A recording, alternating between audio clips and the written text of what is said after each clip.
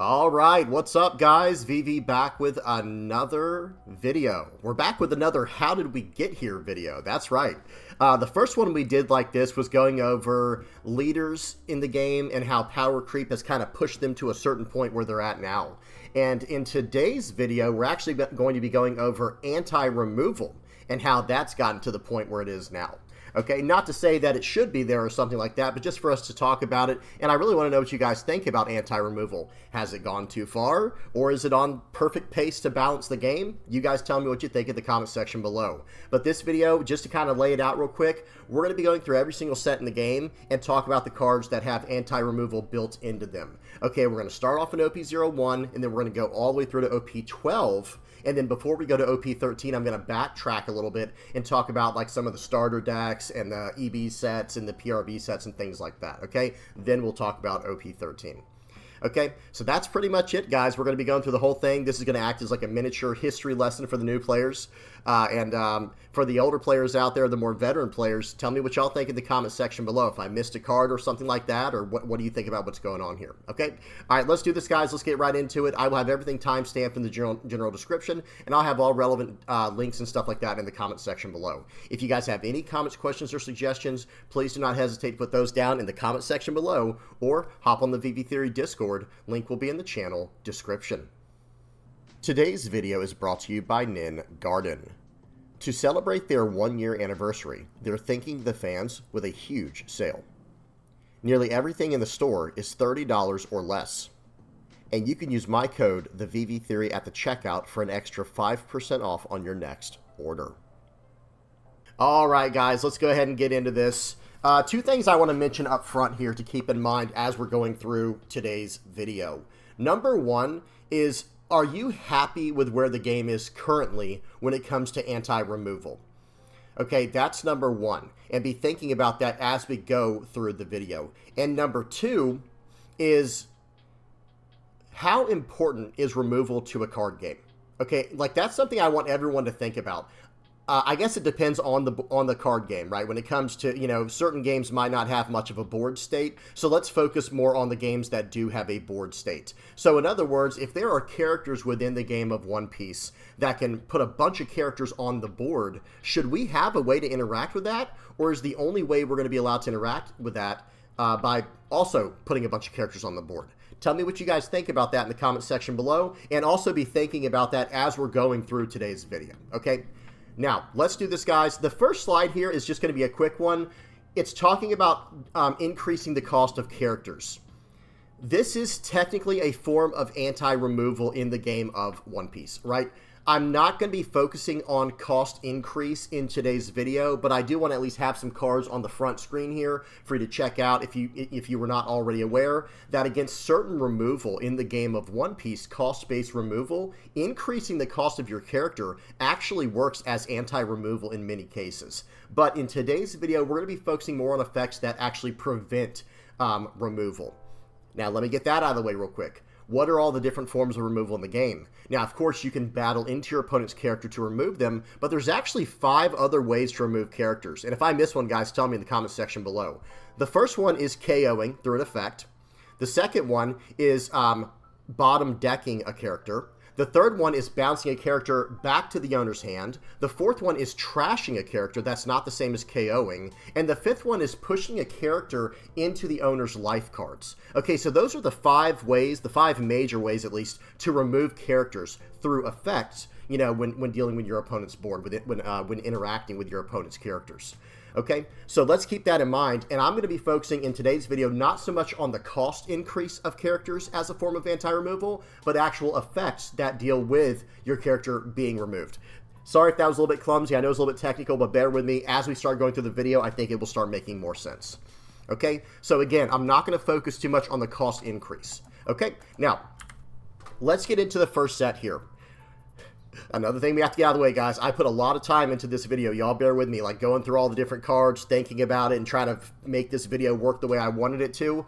I went through a lot of cards, guys. You're going to see a whole lot of characters in this slideshow today that have anti-removal built into them. So if I missed one, please bear with me. Just tell me what I missed down in the comment section below, okay?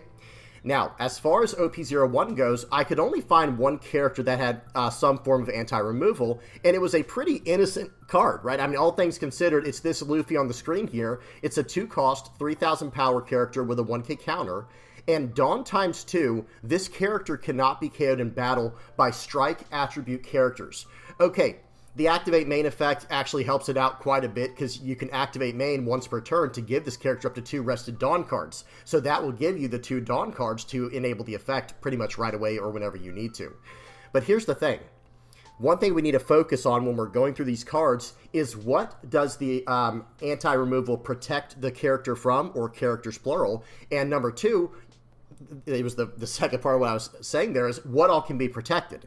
In this case, only this character can be protected, and only from KO removal, okay? So keep that in mind as we're going through this video, because that's going to change. It's going to become more and more powerful over time. So again, OP01, that's the very beginning of the game. That was the first set that came out, and the only anti-removal that I could find was on this Luffy. Okay, now let's get into set 2. That is when they introduced the black cards to the game, right? So in OP01, we had red, green, blue, and purple. In OP02, we got the black cards, and in OP03, we got yellow. Okay, now see how things changed, because things did change quite a bit. We get Marco over here on the left, okay? It's a 4-cost character with blocker, and on KO, you may trash 1 card with a type including Whitebeard Pirates from your hand, and if you have 2 or less life cards, play this character card from your trash rested. So while you're not actually stopping the KO removal in this case, you kind of are, right? Because you're getting the character right back if you can trash a card from your hand. Okay, so even though this is technically just an on KO effect, you are protecting the character from what? From KO-based removal. That's right. Okay, that's very important to remember. Okay, now moving over to this next character here, Smoker. This character cannot be KO'd by effects, period. Okay, now again, I think we're still in a very safe area. Notice what we saw. We're not done with OP02 yet. Notice what we saw with Luffy. He was protecting himself and only from one type of removal. Marco and Smoker, they're both only protecting themselves from one type of removal, KO-based removal here. And what else? It's, it's only protecting itself. Okay, now let's keep going. In OP02, there were other cards as well. Borsellino, this character gains plus 1,000 power and cannot be KO'd by effects. Okay, so again, these cards are just protecting themselves, and they're only protecting themselves from KO-based removal. And then last but not least, here we have Yasakani's Sacred Jewel. This is an event, a 1-cost counter. You may trash 1 card from your hand and select up to 1 of your characters. The selected character cannot be KO'd during this battle. Okay, that's a pretty steep cost. You're basically trashing 2 cards from hand, right? You're paying 1 for this event, that's going to the trash, and then you're trashing another card from your hand, and now one of your characters will have KO. They will not be able to be KO'd during battle. Okay, so really cool stuff here. Okay, now let's move to OP03. OP03, things are still pretty tame, okay? So in this case, we have Buggy, which is very similar. I have both of these stacked on top of each other because they have the same anti-KO type of effect. This character cannot be KO'd in battle by slash attribute cards. That's a whole nother thing I should have mentioned, guys. We're going to go backwards. When it comes to Luffy here, notice he could only prevent KO from battle from strike attribute characters. So KO effects could still hit this character. Okay, and then moving on to Marco and Smoker, now they can save themselves from effects, not just battle, right? Any way that they are KO'd or attempt to be KO'd, they can get around that. Same thing with Borsellino and Yasakani's Sacred Jewel. Now we get into OP03, and we have Buggy here. Again, like I said, very similar to how Luffy was from OP01. This character cannot be KO'd in battle by slash attribute cards, okay? Instead of strike, like with Luffy, Buggy can get around the slash attribute cards. Then we have Marco on the right, which is basically the exact same effect as the 4-cost Marco. However, this one, and one thing I have to, sorry guys, we're going to go back and forth a few times here. This one has, this on KO effect was very situational. If you have 2 or less life cards, then you can play this character card from your trash rested. Whereas this Marco doesn't have that stipulation. It just has trash. Now, it does have the stipulation or the condition you have to trash an event card from your hand, right? Whereas the 4-cost Marco had to trash a Whitebeard Pirates type card from your hand. But this can trash an event from the hand, and then you could protect this character from being KO'd. Okay, whether it's and it is from you may play this character card from your trash rested from the on KO. Okay, so that is really strong. I guess some people might see this one about the same as the 4-cost Marco, because Marco was restricted to Whitebeard Pirate stuff. This is restricted to events, but Marco can only be activated when you're at 2 life or less, whereas this Marco could be activated at any time. But the other Marco is a blocker, which is really, really strong. Okay, but we have more to go over from OP03. This, we have Fukuro on the left and Virgo on the right. Now, Fukuro, this character cannot be KO'd by effects, okay? It's protecting itself in that way. And then Virgo has Dawn ×1. This character cannot be KO'd in battle. So again, I'm not going to spend too much time on this. It's a little bit repetitive. Just understand the idea that early on, most KO prevention, I should say most removal prevention, was KO specifically, and you could only really protect that character. And sometimes it wasn't even from effects. Sometimes it was just from battle. Okay, so keep that in mind as we keep going forward here. Okay, now we get to OP04. This is where things start getting very interesting. Let me say, things start getting very interesting in OP04. So Kairos has built-in KO prevention. Not going to focus too much on that. Pause and read it if you don't know what that card does. But check out to the right of Kairos here with the Sabo in the middle of the screen. On play, none of your characters can be KO'd by effects until the start of your next turn, and then you draw 2 and trash 2. So notice what Sabo's doing here. This 5-cost Sabo, first of all, it's a 6,000 power blocker with a 1k counter. We take those, right? We'll take it every time. But then on play, now we're preventing KO from our entire board with an on play effect. So see how things slowly got to this point. This can protect our entire board by KO effects. Now, not in battle, but KO effects. Okay, we have a few more cards to look at from OP04. Actually, just one more. This Rosinante, very similar to the Sabo, where check this out. On your opponent's turn, if this character is rested, your active characters with a base cost of 5 cannot be KO'd by effects. So notice what's happening here. In OP04, Bandai started messing around with this idea of, okay, let's make characters that can protect other characters, but we'll make them very conditional, right? For example, with Rosinante, this character has to be rested, and it can only protect, characters with a base cost of 5. Okay, I was going to say, I almost said green characters. On play, you may rest this character and play up to 1 green character card with a cost of 5 from your hand, but the opponent's turn effect says, if this character is rested, your active characters with a base cost of 5 cannot be KO'd by effects, so it can even protect non-green characters with that effect, as long as they cost exactly 5 and this character's rested. Whereas the Sabo we just looked at, his is just an on-play effect that happens 1 time. Okay, so you see where things are going now, guys. And Bandai saw this, and they just kept going from here, guys. So now let's see what happened in OP05. This is where things started getting very, very interesting. We started getting these effects here, like with the leader Sabo. Okay, now we're seeing it. So before we only saw anti-removal. It was, number one, it was mainly like, you know, just KO-based removal. We only saw that on characters. I think we saw 1 event. I think we had 1 event that had that with a Yasakani's Sacred Jewel. But now we're seeing it on a character in on a leader in OP05. Sabo is a 5,000 power 4-life leader from OP05. Has Dawn ×1, opponent's turn, once per turn.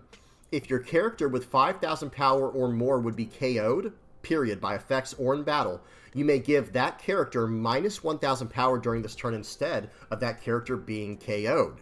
Okay, now understand how this works. Actually, let me read Rosinante real quick, and then I'm going to talk about how replacement-based effects work. Okay, in the middle of the screen here, we have Rosinante, a 2-cost blocker with opponent's turn. If your rested character would be KO'd, you may trash this character instead. Now, understand. Notice how these have instead built into the card text. Right here it says that character gets minus 1,000 power during this turn instead, and then, okay, trash this character instead. That is a very specific, like, keyword you should have in your mind when it comes to replacement-based effects. So these 2 cards here in particular, they can save multiple characters at a time. Okay, so going back to OP04 real quick, in the same way that Sabo could protect the entire board from KO-based removal, well, guys, understand this right now. Going over to Rosinante here, Sabo and Rosinante, these cards can protect more than 1 character at a time. So it's at this point right here where I started thinking to myself, wow, anti-removal is actually becoming very, very powerful. Now, it's still situational in this case. Notice this. The leader Sabo has to have 1 Dawn attached, and you can only protect characters that have 5,000 power or more, and you can only protect them from KO removal. Rosinante Same thing, but in this case, it has to be, if your rested characters would be KO'd, you can trash this character instead. Okay, so understand right away, guys, these two effects right here can actually protect more than one character at a time. Okay, and that is quite a power jump from what we've seen so far. Rosinante was close. The 5-cost Sabo from OP04 and the Rosinante, those were very close because they can technically prevent multiple characters at a time as well. But this right here starts going into a whole nother area, guys. It starts getting into a much more powerful place in the game. Whereas these are much more conditional. Okay, for example, Sabo's effect, the 5-cost Sabo, that's an on-play effect that only helps you for one turn. This Rosinante right here, you can only protect 5-cost characters. This Sabo here and this Rosinante, they're protecting a whole lot more than that. They have a whole lot more potential and a whole lot more versatility in what they're protecting. Okay. Then we also get this. Okay, OP05 came with a lot of interesting new things. Check this out. Pika, we're going to read Pika, and then we're going to spend some time on an L. Pika is a 4-cost character with once per turn. If this character would be KO'd, you may rest up to one of your characters with a cost of 3 or more other than Pika instead. Okay, so you're going to be able to tap down one of your other characters to protect this card from KO once per turn. Okay, now that's not too crazy, right? But check out Enel. Now things start to get really interesting.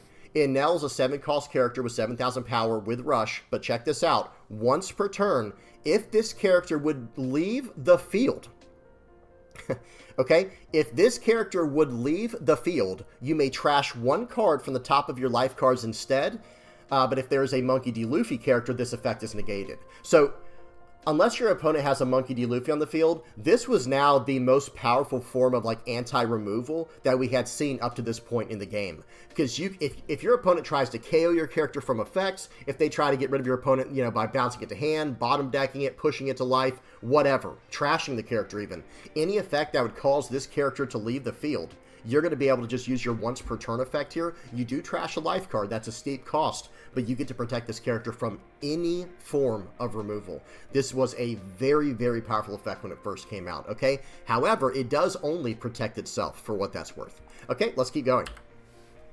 Okay, we get into OP06. Now, in this set, we're not going to spend a whole lot of time on this because all things considered, this was a very, you know, meek, mild set here, right? This was a very calm set considering what we just went over with OP05. So we have Dosen on the left. When attacking, if your leader has the new Fishman Pirates type, this character cannot be KO'd in battle and gains plus 2,000 power until the start of your next turn. Okay, so it has protection. After it attacks, it can be protected from battle, right? So that's fine, you know, KO in battle. And then Denjiro here in the middle, he's a 5-cost with Dawn ×2. If your opponent has 3 or less life cards, this character cannot be KO'd by effects. Okay, so after what we just saw, guys, this was pretty timid, right? You know, considering what we just saw with the Rosinante, the Enel, and the leader Sabo, which is just, you know, recurring KO prevention, or even better with Enel, things you can get off. Now, I will say the Rosinante, you do have to trash the character, guys. Let me go back. I don't want to cause any confusion. This Rosinante is a one-time effect. You have to trash this character to do it, but it can protect so many different things, right? It can protect other cards, not itself. Okay, so this was really powerful. Then we get into OP06, and this was, again, this was a pretty innocent set, all things considered. It is a pretty solid form of removal prevention, but it can only protect itself. Okay, now let's keep going. Moving into OP07, things get very interesting again. So we get Monkey D. Luffy over here. If you have 3 or more characters, your characters with a cost of 3 or less other than Luffy cannot be KO'd by your opponent's effects. Okay, well now we have a recurring effect on the board that's protecting our entire, you know, board of cost 3 or less characters. Okay, very interesting. Nothing too crazy because that is a very low cost card, cost 3 or less characters. We're not too, you know, that's not the greatest thing ever, right? So still, it's a good effect. It is anti-removal, but it's nothing too crazy. Getting over to Basil Hawkins, this character has a once per turn effect. If this character would be removed from the field by your opponent's effect, you may rest one of your opponent's characters instead. So again, we have this once per turn effect to protect this character, and it's very hard to play around that effect. You might be thinking like, oh, I'll just tap all my characters first. Well, a lot of times removal's built into characters. So if you try to play out a character to remove Basil Hawkins from their effect, they can just rest the character you just played to get around that. Okay, but let's keep going. OP07 has some other things as well with Pickle and Gecko Moria. Pickles is a 3-cost 4K with a 1K counter, and it has, if the number of Dawn cards on your field is equal to or less than the number on your opponent's field, your Foxy Pirates type characters other than Pickles cannot be KO'd by your opponent's effects. Okay, here we go again. So notice this with Pickles and with Luffy, we're protecting multiple characters on the board potentially, right? That has a lot of potential. One more thing I want to mention about Basil Hawkins real quick, guys. Notice it says if this character would be removed from the field by your opponent's effects. This is the same exact logic on Enel. This character, Enel, opened up the doors to a lot of different things. And same idea with the Rosinante we saw before that in OP04. You know, Bandai started getting comfortable with protecting multiple characters on the board, and they started thinking, okay, well, this even though this is a very strong form of anti-removal on Enel, I think we can make it work in other places. And they did that with Basil Hawkins, and now we see with this Luffy and with this Pickle here, with this Pickles here, they have ways to protect multiple characters on the board. Then we get to Gecko Moria. This card never saw a whole lot of play. It's a 5-cost, 6,000 power character with a once per turn effect. If your leader has the 7 Warlords of the Sea type, and this character would be removed from the field by your opponent's effect, you may place one of your characters other than Gecko Moria at the bottom of the owner's deck instead. So this is a very powerful form of anti-removal, but I think this card didn't see a lot of play because it just didn't really fit into any deck. Your leader had to be 7 Warlords of the Sea type, and you know that was the major restriction, I think. Okay, all right, let's keep going. OP08, this was another very tame set, guys. We had Peckham's over here with it's a 4-cost Minx character with, if this character is active, your Minx type characters with a cost of 3 or less other than Peckham's cannot be KO'd by effects, okay? More KO prevention, very strong, and it's trying to protect the board. That's a theme that Bandai has really tried to make work, but let me say this, guys, it never really took off. Like this Luffy, and let me go back to the Rosinante, guys. I'm sorry, we're going to do a lot of moving around, okay, guys? This Rosinante being as specific as it is, this Luffy being as specific as he is, Pickles being as specific as they are, it really didn't see a whole lot of play. The 5-cost Sabo did because it just protects your whole board for 1 turn, and it's a blocker, draw 2, trash 2. It has a lot built into it. Okay, they tried again with Peckham's here, and it didn't really do much. Again, to be fair, Minx did not have a lot of great support, especially in OP08. So, you know, all things considered, that might have had something to do with it. But this card was able to, you know, this character, if they're active, your Minx-type characters with a cost of 3 or less, other than Peckham's, cannot be KO'd by effects. So again, they're trying to protect from a very specific amount, right? Like, okay, if it's a cost of 3 or less, you can protect it. Well, that's not a... I don't think that proved to be very effective, and I think Bandai realized that very early on. Okay, then we have S-Hawk in the middle. This is a very conditional form of anti-removal. Dawn ×1, if you have less life cards than your opponent, this character cannot be KO'd in battle by / attribute cards. I think if they're going to print anti-removal in the game, I'm fine with it looking like this right here, where you're only protecting your character, and you're only protecting them from like maybe a certain type of removal. In this case, it's KO in battle. This character can still be KO'd by effects, by the way, but in battle, it's not happening when they're battling against / type characters. Okay, nothing too crazy here. Okay, let's keep going. Okay, then we get to OP09. I think this was another one that was nothing too crazy going on other than Burgess we'll talk about in a minute. So Nico Robin, this is like a miniature version of the 5-cost Sabo effect, okay? On play, if you have 2 or more rested characters, none of your Odyssey or Straw Hat type characters can be KO'd by effects until the end of your opponent's next turn. So it's like a 4-cost, more conditional version of the Black Sabo we saw already. Okay, but Burgess here, this one is actually very powerful. This just has, this character cannot be KO'd by your opponent's effects.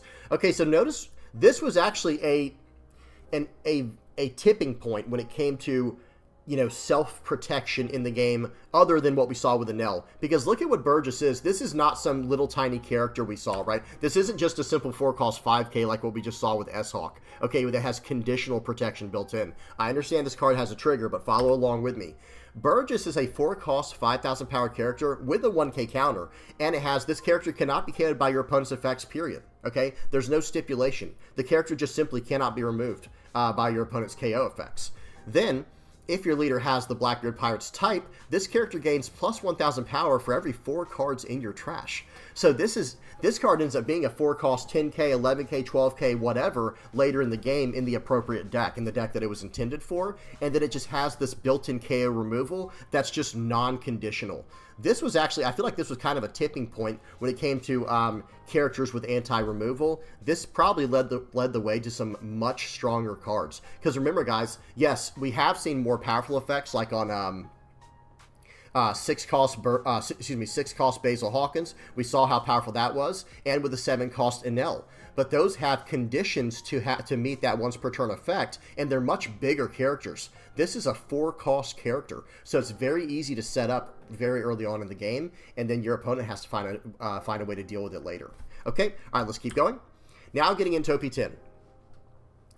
Guys, OP10, another point of the game where Bandai just said, you know what, we're going to try something new. We're going to push the limits. Because I'm going to backtrack real quick before we launch on OP10. Okay, going all the way back to OP01, just to summarize, they tried something here like, okay, let's see if this is going to be too strong. It wasn't. They kept going. They made anti-KO built in more often, more frequently. And, you know, we see what's on the screen here. This was all fine for the most part. Not to say these weren't very powerful characters, but they were fine given the time. Okay, and then Marco here. We look at Marco and Buggy. These were all pretty innocent, wholesome anti-removal cards here that I don't think many people complain too much about. The Marcos saw a lot of play as well, especially this 4-cost Marco and Borsellino. These were all over the place for a while. But yeah, I think altogether they were powerful, but I don't think anyone thought they were broken. Maybe people did. It really depends. Okay.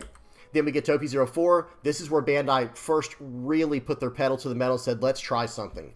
This Sabo was incredibly powerful, and it stuck around. People are still playing it to this day. Okay, Rosinante was okay. Rosinante, they said, let's see what we can get away with. Let's push it even more. This leader, Sabo, you know, not the greatest leader, but the effect was very powerful, right?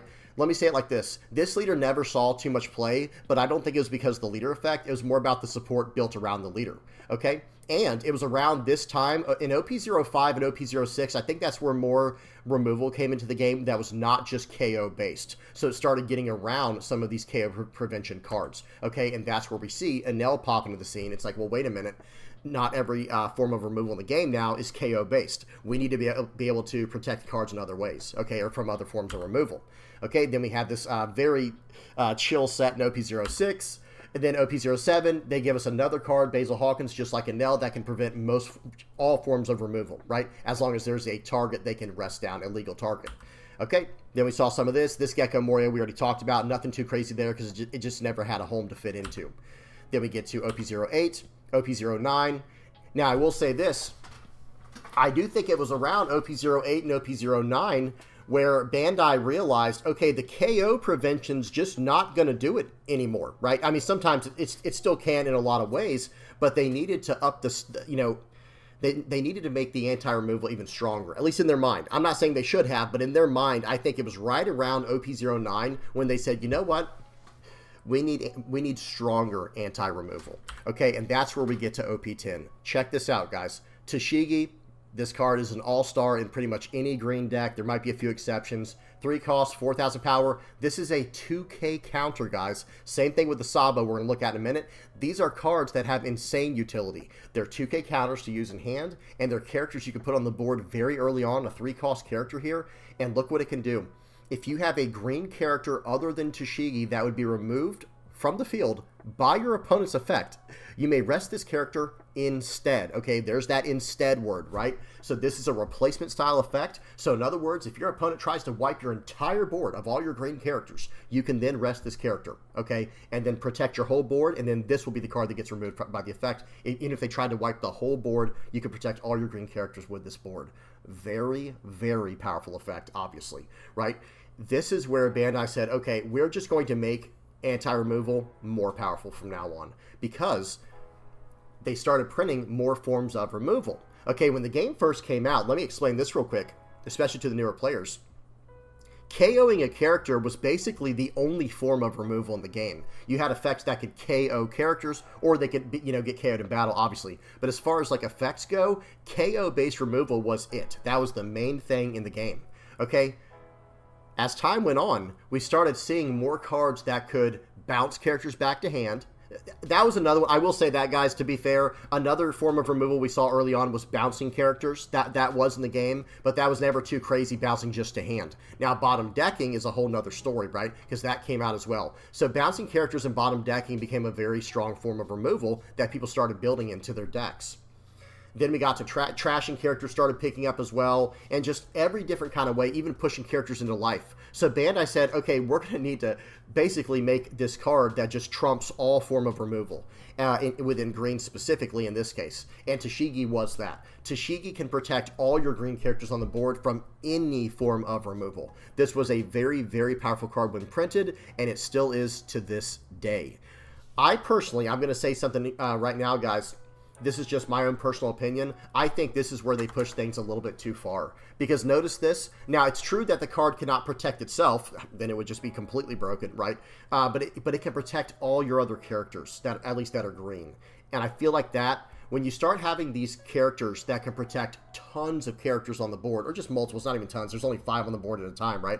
That's like the maximum. But hear me out, guys. When that effect is in the game, where you can protect your entire board with this one character, I think that's where things start getting a little bit scary. I'm actually a big fan of cards that can protect themselves. Okay, well, that's a card I have to play around now, and they have to protect themselves, and it might have some type of stipulation built in on top of that. Fine, like what we saw with the Nell. They have to trash a life card just to do that. Sure, no problem. But this TCG says, okay, if you're trying to get rid of my strongest character now, you have to get rid of this character first. And guys, another thing I need to mention right now is as the game went on, Bandai kind of took their pedal, or took their foot off the pedal when it came to removal in this game. So it's becoming harder and harder to remove characters, okay, in 2 different ways. Probably in 3 different ways. Number 1, with the cost increase. Like I said, I mentioned that in the very beginning of the video. I'm not going to talk too much about that. But number 2 is they've kind of toned down the removal in the game. And number 3, they're printing more and more anti-removal. Okay, so let's think about that, guys. Let's be thinking about that. Okay, Sabo, right next to TCG here, 4 cost, 5,000 power, 2k counter character. If your character with a base cost of 7 or less other than Sabo would be removed from the field by your opponent's effect, you may return this character to the owner's hand instead. Okay, so again, we have a replacement-based effect here that can protect any color character. Now TCG can only protect green characters. Sabo can only protect... can protect any color character, but it has to be a cost of 7 or less. Okay, that's like the balancing factor there, and this is a 4-cost card. However, look at what it does. Okay, when TCG protects a character, it gets rested instead. When Sabo protects a character, it gets pushed back to the owner's hand instead. So now you have a 2k counter in hand. So really, really powerful stuff here. Bandai started messing around with some very powerful forms of anti-removal in OP10, and we're not done. Okay, then we get to Kuzan. Okay, 5-cost Kuzan here. This is a character that a lot of people don't like. They don't like how they can't really interact with this card. I tend to agree, because one thing, I mentioned this earlier on, how important is removal to a game? I actually think removal is very, very important to a game. That's not to say that it should be easy to remove an entire character's board or anything like that, but I think the option should actually exist in some way, shape, or form if you can build it into your deck, right?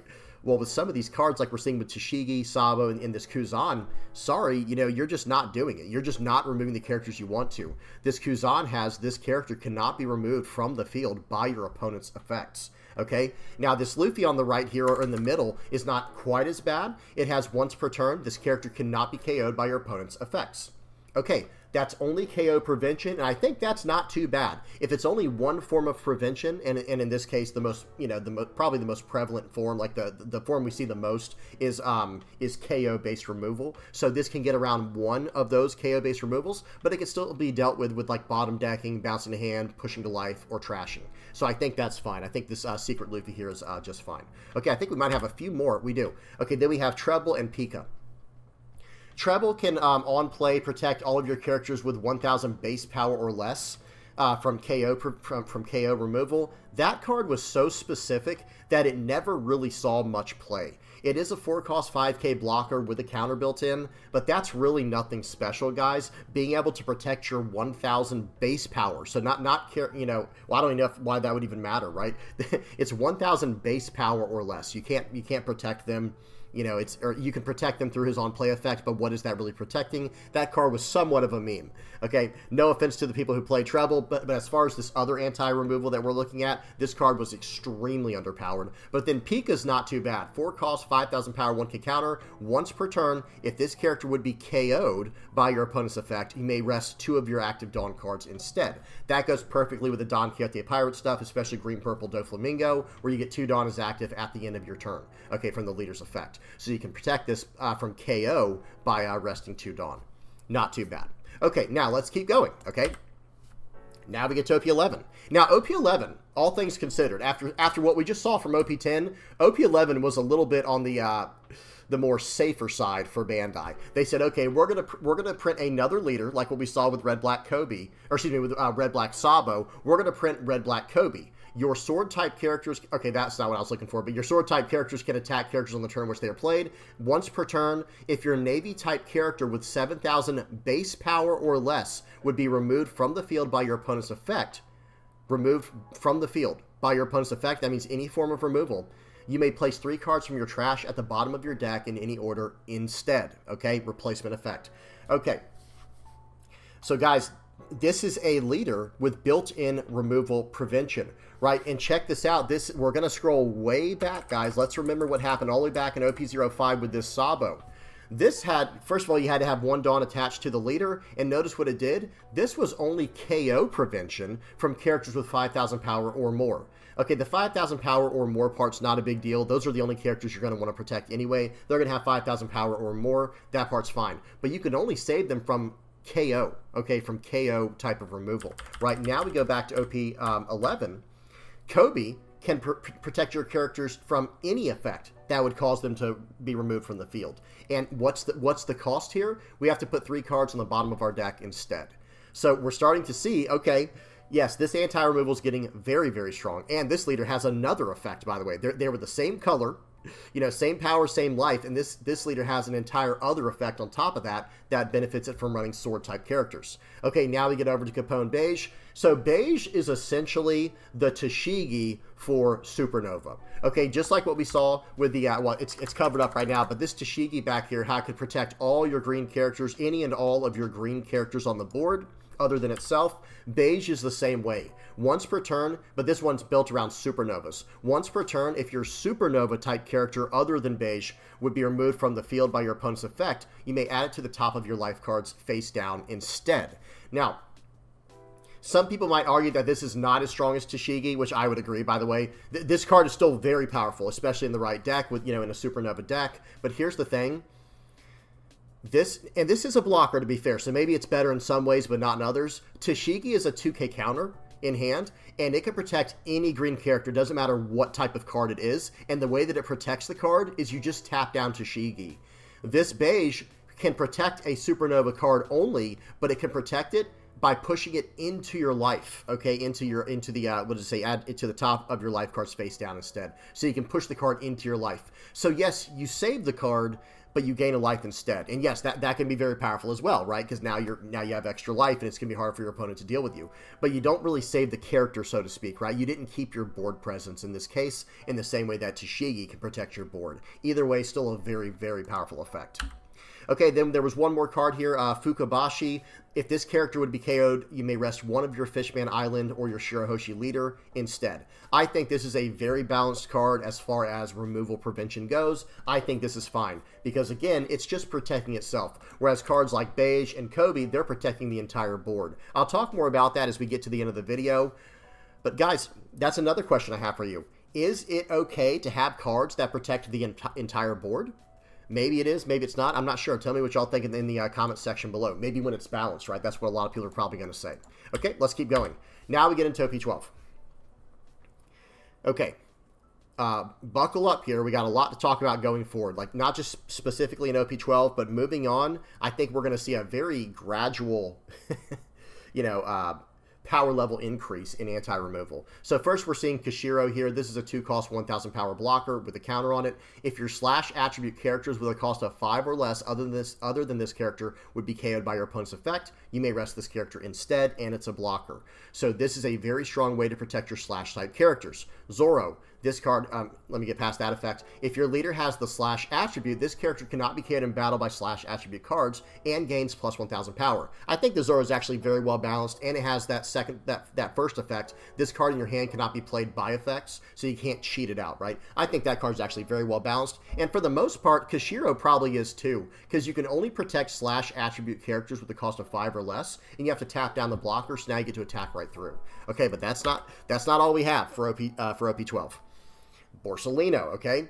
Once per turn, if this character would be removed from the field by your opponent's effect, you may trash one card from your hand instead. Okay, you're trashing a card from your hand, and by the way, in Kuzan, you're drawing a card. You're basically cycling with that effect if you're playing this character in Kuzan. But notice what it says. If this character would be removed from the field by your opponent's effect. So that could be KO, trashing, bottom decking, you name it. Sanji, same thing. If this character would be removed from the field by your opponent's effect, you may return one Dawn card from your field to your Dawn deck instead. Let's keep going, okay? We're not done. Like I said, guys, we're not done. We've got more. Okay, Rosinante. Opponent's turn, if your blue Navy-type character would be removed from the field by your opponent's effect, you may rest this character and trash one card from your hand instead. Notice how many effects are built into OP12 that have removal prevention. Some are just KO based, like what we saw with the green slash stuff, but others are way more powerful than that. Again, Rosinante, you know, you do have to protect a blue Navy type character, but it says if your blue Navy type character would be removed from the field by your opponent's effect, you may rest this character and trash a card from your hand instead. Remember, in Kuzan, you're trashing a card, it's a Navy effect, you're drawing a card right back. So very, very strong interaction there. Shirahoshi in the middle. If your character with a base cost of 6 or less would be removed from the field by your opponent's effect, you may turn one card from the top of your life cards face up instead. Okay? Gyukimaru. If this character is active, this character cannot be KO'd by your opponent's effects. Now, that one is at least KO based, and I will say that, guys, I think I'm okay when it's just KO based or just prevents one form of removal. But as far as these other effects go that just protect from everything, it seems like they might be getting a little bit out of hand. What do you guys think about that? We're almost done. We got a few more cards. Actually, we have quite a few more cards to go over. But notice the difference in amount of removal prevention, guys. Okay, let's go all the way back to OP01. Sorry, guys, we got to do it. We got to make this very clear.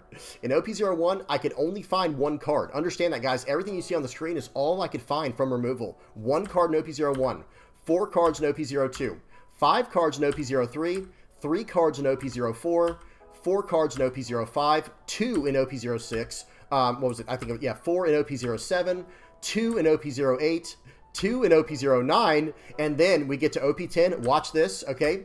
We get 6 in OP10. In 11, there was only 3 to be fair, but OP12, we're looking at 7 cards on the screen here, guys, of pure anti-removal based effects. And again, I don't want to make it sound like that's a absolutely terrible thing, but how much is too much? How much is just enough? How much is too much? How much is too little? What do you guys think? Tell me in the comment section below. Okay, now let's keep going. Okay. Now we have to talk about cards that came from other things like starter decks, EB sets, PRB sets, and things like that. This Mihawk, I had this at the very beginning because I want to talk about this one first because this is a block 3 card that I find to be incredibly powerful. Okay, once per turn, if your cross-guild type character would be removed from the field by your opponent's effect, you may trash one card from your hand instead. Now understand, this card is a cross-guild card, and it doesn't say if your cross-guild type character other than this one would be removed from the field by your opponent's effect, you may trash one card from your hand instead. This card can protect itself or any card on the board, okay? And it's by trashing a card from hand.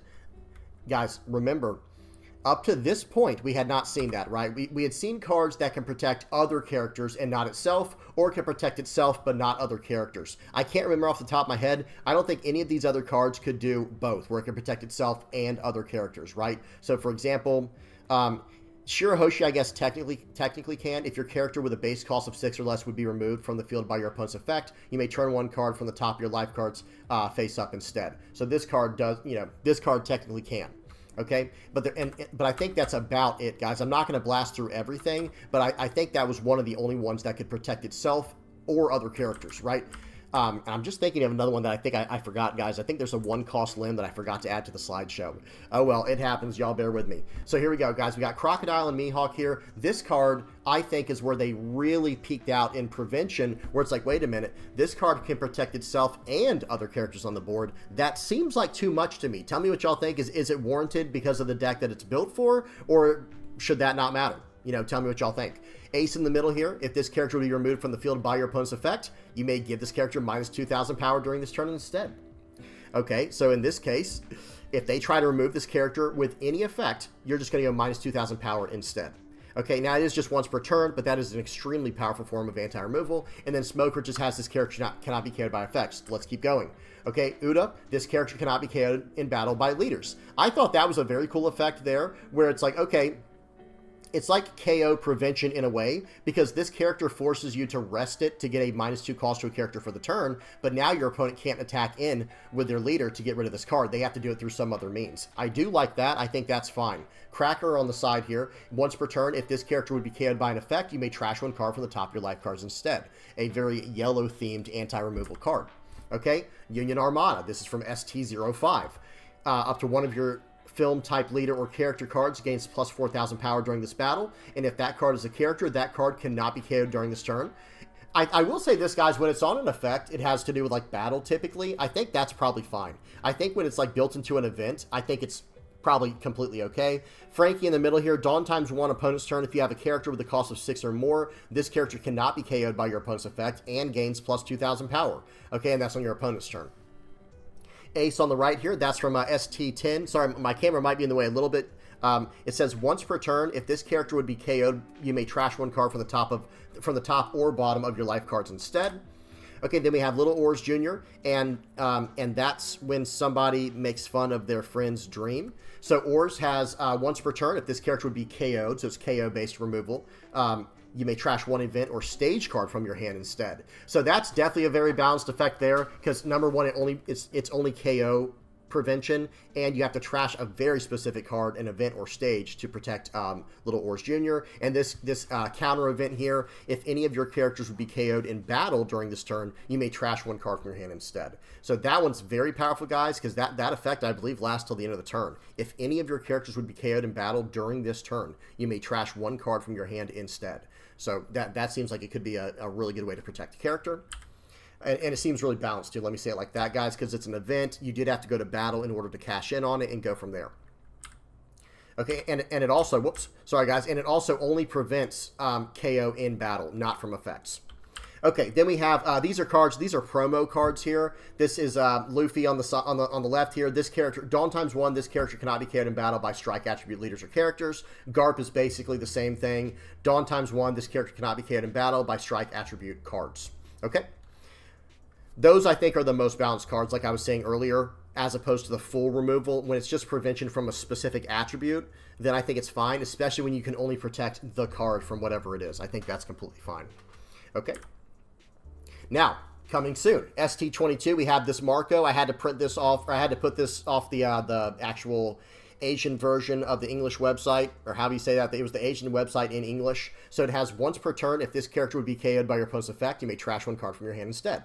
Okay, very repetitive, but we're starting to see this pop up. Let me say this, guys. What am I trying to say at this point? We're starting to see these effects pop up all over the place. They're starting to pop up like crazy. They're everywhere now. Okay, ST22, we have Marco and we have Odin. If this character would be removed from the field by your opponent's effect, you may trash 2 cards from your hand instead. Okay, that's a lot of prevention there. That is not a once per turn effect. Marco says once per turn. This effect does not. So as many times as you can trash 2 cards from your hand, you can protect this character from any form of removal. Okay, let's keep going. Trafalgar Law. This is coming in PRB02. Once per turn, if this character would be removed from the field by your opponent's effect, you may give this character minus 2,000 power during this turn. This is in PRB02, and this is just like Ace, where you just give this character a minus 2,000 power debuff, and you go from there. And, okay, let's keep going. Now we're getting into the OP13 stuff. I'm going to try to go through this pretty quickly, guys, because I know it's starting to sound very repetitive. I just want y'all to see the direction Bandai's pushing the game into an extremely anti-removal format. Instead of being a removal-heavy format, it's an anti-removal heavy format. Okay? Imperial Ivankov, if your character with the Revo army trait would be KO'd by an opponent's effect, you may trash this character instead. Fasa, if one of your characters with Whitebeard Pirates in their type would be KO'd by an opponent's effect, you may trash this character instead. Okay? Amatsuki Toki. If one of your characters with Roger Pirates and his types were KO'd by an opponent's effect, you may trash this card instead. You guys see what's going on here. Okay, Jory Bani. If this character would leave the field due to an opponent's effect, you may instead turn one card from the top of your life area face up. Now, I will say this. I do want to mention this real quick, guys. I think these effects right here are more balanced than what we saw from something like Tashigi. I think Tashigi was a little bit overboard, and the same thing with the Dracula Mihawk, because this is just a way to prevent KO, and you're trashing this card. So you're having to pay 2 to put the card on the board. Your opponent might be able to play around that, and I think that will have some good interactions within games. I think this is fine. Like what we saw with Ivankov, so Ivankov for Revo Army, Fasa for Whitebeard Pirates, and Toki for Roger Pirates. I think these are pretty well-made forms of anti-removal. Even though they're protecting other characters, it's almost like you're paying 2 to counter a spell for the most part, right? Or paying 2 to make them work harder to get to where they need to get to. So I do like this quite a bit. Okay, but now we get to Jory Bani. I think this one's fine as well. If this character would leave the field due to an opponent's effect, you may instead turn one card from the top of your life area face up, okay? So now this is all forms of removal, right? If this character would leave the field due to an opponent's effect, KO, trash, bottom decking, bounce to hand, or lifing it, yep, we can just flip the top card of our face, or the top card of our life face up, and we're good, we're protected. Okay? Now we get to Vista. Once per turn, when this character would be KO'd, or when this character would be removed from the field by your opponent's effect. So I think it's worded in that way. That one has a very specific wording, right? When this character would be KO'd, so that means even in battle, or when this character would be removed from the field by your opponent's effects, instead you may trash one card from your hand that has the Whitebeard Pirates type included, or excuse me, Whitebeard Pirates included in its types. So in this case here, this card's getting around KO from battle once per turn, or from effects once per turn. Really, really powerful effect here, guys. And it does come at a pretty steep cost. You are trashing a card from your hand. It is once per turn. Whereas with the Odin we just looked at, guys, I have to go backwards real quick. This Odin, you're trashing 2 cards from your hand, but you can do this multiple times per turn. Okay, so that does seem pretty good. Okay. Next up we have Dragon. I think this might be the last one here, guys. Dragon is a red 6-cost 7,000 power character. Once per turn, when your Revolutionary Army type character would be removed from the field by your opponent's effects, you may instead give this character minus 2,000 power for this turn. Wow. So this one here, guys, notice what it's doing. It's protecting all of your Revolutionary Army type characters on the board. And notice what it says, or notice what it doesn't say. When your Revolutionary Army type character would be removed from the field by your opponent's effect, it doesn't say other than this character. So it can even protect itself, but no matter what character it protects that's Revolutionary Army type, this character gets the minus 2,000, not the character they were going for. So that is actually relevant in some ways, especially if you have a character that's sideways on the board and they're trying to remove it. Okay, well, you can protect it from effects, not from, it does have to be from effects, not from battle, but if they try to remove a character from the field with an effect, remember, guys, what we saw with, let me go back real quick, like what we saw with Trafalgar Law. If they try to remove this character from the board with an effect, it gets minus 2,000 power. Okay, and now they can attack into it much easier. But when it comes to Dragon, he puts the minus 2,000 power on the Dragon, even if they try to get rid of another character. So very, very powerful effect here for Revolutionary Army. Okay, just kidding. We're not done yet. Just kidding. We're not done yet. I think this one's actually the last slide here. So now we get to Emu, and now we get to OP13's most insane cards, I think, printed so far. All of the cards you see on the screen here, they have very powerful effects, but all of them say this. It's something along the lines of, if you have 7 or more cards in your trash, these characters cannot be removed from the field by your opponent's effects. That is brutal. Okay, that is absolutely brutal, and I will say this. Well, I'll talk more about this in just a second. This seems a little bit much now.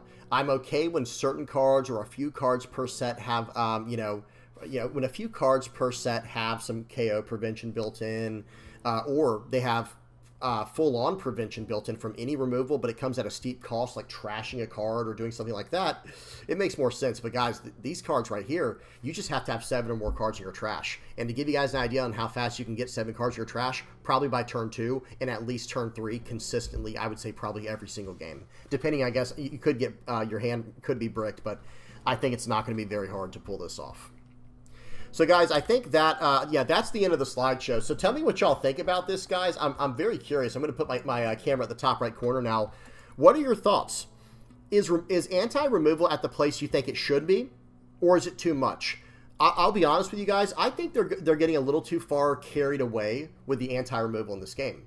I'm okay when anti-removal exists, but I would prefer it be something built around this idea right here. I love this idea. When you have a 2-cost character that you can play down to protect your board from a KO type of effect, and it can only even protect certain cards. I think that's actually very well made, all things considered. Okay, let's get to some other cards here. I think I'm okay when a character can protect itself, especially in this way, like with Trafalgar Law, and like what we saw with the 5-cost Ace from ST23 or whatever it was. When you can protect your board in this way, I think that's fine. Like, that's probably completely fine. Excuse me, when you can protect a single character. Let me really emphasize that. When you have a character that can protect itself by doing like a minus 2,000 power debuff in red, trashing cards in blue, and things like that, I think that's completely fine. But some effects, I think, I'm even okay with Kazuki Odin being the way it is, because, you know, trying to remove it, you're going to start making your opponent trash cards from hand. And notice the cost. That's a whole nother factor we have to take into consideration, is how much does the card cost, right? This is a 7-cost card. I better be able to protect this card, right? That's my logic, right? This is a 7-cost card. I better be able to protect it, okay? Whereas when some of the cards we saw at the very end, I have to go back to the very last slide here.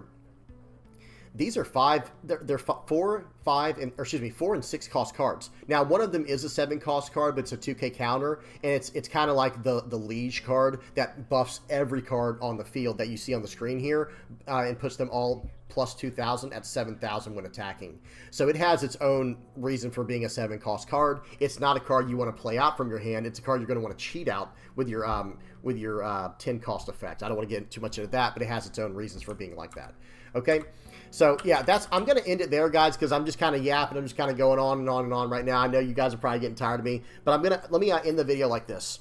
What do you guys think about the current state of the game when it comes to removal? I'm going to be upfront and honest with you guys. I think the anti-removal's gotten out of hand. Now, I'm not saying the game's broken or anything like that. We'll have to see what happens, you know. But I think they're starting to treat anti-removal a little too loosely. They're starting to just give it out everywhere when they're not even giving you know, colors enough removal to compensate for it, right? Let me say it like this. It's one thing when they print a bunch of anti-removal. Well, the funny part is, guys, the anti-removal might not even be worth running soon because there's no removal to compete with it. You know, if that makes sense. Hopefully y'all know what I'm saying. So I would like to see this. I like to play control decks in whatever trading card game that I play. And a big part of control is removing your opponent's characters. And there's an effect that I really wanted to see in this game, you know, literally over a year ago now, back when I first started playing the game. I wanted to see like some type of event-based board clear that's just like make it be a 5 or 6-cost card that just KOs all characters on the board. But guys, I don't think that'd be very strong anymore because there's so much anti-removal built into the game, especially anti-KO based removal, that you have to start asking yourself, what will it even be able to do?